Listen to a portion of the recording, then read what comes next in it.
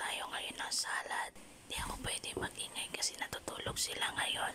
Kaya meron tayo ditong pipino, carrots, crab at whole corn.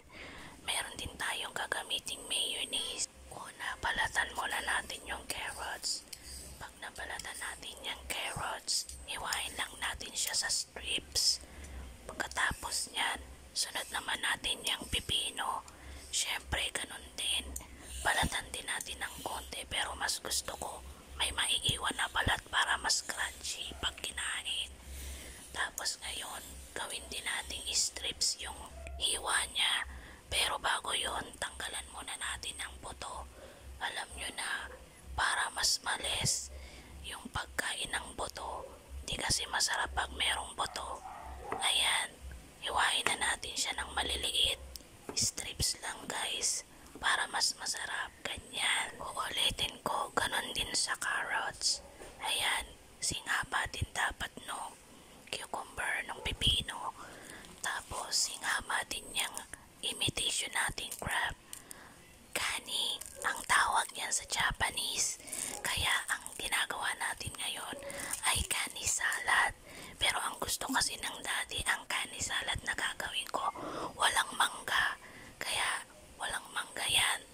Pero masarap pa rin naman. Okay lang yun guys. Ang mahalaga, matapos yung cravings natin sa salad na yan. O diba? Tapos na agad. Naiwan na nating lahat. Isunod naman natin yung whole corn. Sandamakmak kasi yung whole corn namin dito. Natambakan kami.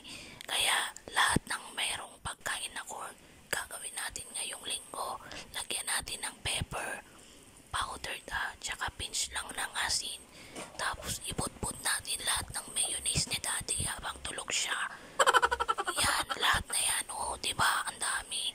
Paborito yan ng daddy, yung mga ganyang salad.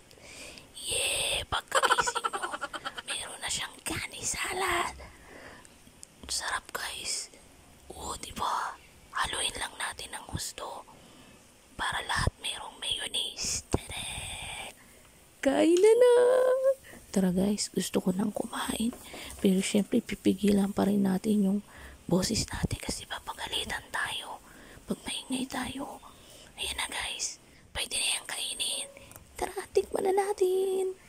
Cheers!